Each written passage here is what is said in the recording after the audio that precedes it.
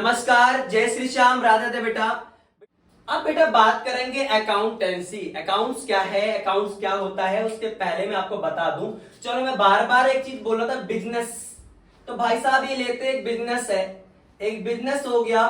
अब इस बिजनेस के अंदर अब मान लेते हैं मिस्टर प्रदीप जी इस बिजनेस के कौन है, ऑनर है, मालिक है। अब इस बिजनेस को स्टार्ट किया गया, तो यानी ये बिजनेस का ऑनर कौन होता है बेटा, मैं आपको बता दूं। बिजनेस का ऑनर वो होता है जो अमाउंट यानी कैपिटल यानी ये पैसा बिजनेस के अंदर इन्वेस्ट करता है, जो पैसा बिजनेस के अंदर लगाता है। पैसा लगाना ही सब कुछ नहीं है, साथ ही साथ जो भी रिस्क है वो क्या करता है, बियर करता है, सारे के सारे रिस्क अपने ऊपर लेता है। वो होता है बिजनेस का ऑनर, ये वो होता है बिजनेस का मालिक। तो यानी मैंने कहा रिस्क बियर करना। देखो, आप जब बिजनेस की डेफिनेशन को पढ़ोगे ना, बिजनेस बिजनेस बहुत बड़ा रिस्क है भाई, क्योंकि जहां रिस्क लोगे वहां आपका प्रॉफिट भी ज्यादा होगा। तो बिजनेस एक तरह का आप रिस्क है, क्योंकि आप ना जब बिजनेस शुरू करते हो तो ये समझ के नहीं करते हो कि भैया कि हम करोड़ों कमाएंगे, पर जहां रिस्क है वहां हायर प्रॉफिट भी है।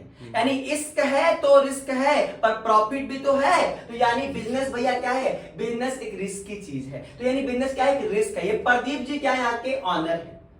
और यही हमारे मान लेते हैं मुनीलाल जी, मुनीलाल। अब ये मुनीलाल इस बिजनेस का, जिस बिजनेस के अंदर जितने भी ट्रांजैक्शंस होते हैं, ट्रांजैक्शंस एक वर्ड आया बेटा, जितने भी ट्रांजैक्शंस होते हैं, ट्रांजैक्शंस बोले तो लेन देन, लेन देन होते हैं बिजनेस के अंदर, वो क्या करते हैं, इस चीज को रिकॉर्ड करते हैं। यानी अगर आप एक दुकानदार हो तो आप, मैंने कहा कि भैया एक मार्कर देना, तो दुकानदार ने मेरे को मार्कर दिया और बदले में उसको क्या दे दिया, कैश दे दिया है। तो हम दोनों, दुकानदार और मेरे बीच में क्या हुआ, ट्रांजैक्शंस हुआ है, लेन देन हुआ है, उसी को बोलेंगे हम ट्रांजैक्शंस यानी लेन देन चीज को।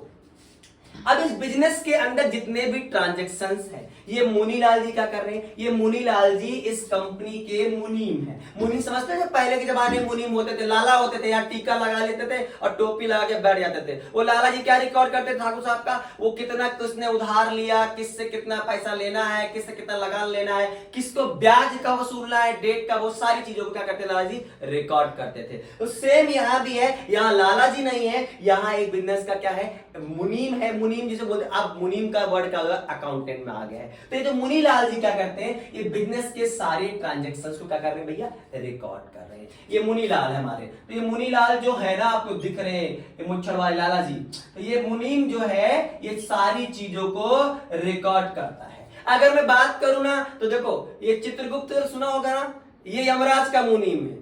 यमराज का अकाउंटेंट कौन है, चित्रगुप्त है। कैसे भैया, वो सारा लेखा जोखा रखता है, यानी लेखा जोखा, यानी जो बिजनेस के सारे लेखे जोखे को रखेगा वही बिजनेस का कौन होगा, अकाउंटेंट होगा, यानी वही होगा बिजनेस का मुनीलाल यानी कि मुनीम। अब बाबू देखो, ये प्रदीप जी या प्रदीप का जो स्टाफ है, मैनेजमेंट स्टाफ है, ये जानना चाहते हैं कि हमारे बिजनेस के अंदर क्या चल रहा है। अब बाबू देखो, बिजनेस में बहुत सारे ट्रांजेक्शन होंगे, सेल्स होगा, चीजों खरीदा जाएगा, परचेज बेचा जाएगा, खरीदा जाएगा। उसके अलावा बिजनेस के अंदर कितने डेटर से कितना हमने उधार में माल बेचा है, कितना हमने उधार में माल खरीदा, क्रेडिटर्स की जानकारी, लायबिलिटीज कितनी है, एसेट्स कितना पड़ा हुआ हमारे पास, बिजनेस हमारा प्रॉफिट कर रहा है या लॉस है, यानी उसकी बैलेंस शीट बनाना, ये सारा का सारा काम झाम कौन करता है, ये मुनीलाल जी करते हैं, ये मुनीम करते हैं, ये अकाउंटेंट करते हैं। यानी जो बिजनेस के सारे ट्रांजेक्शंस को रिकॉर्ड करना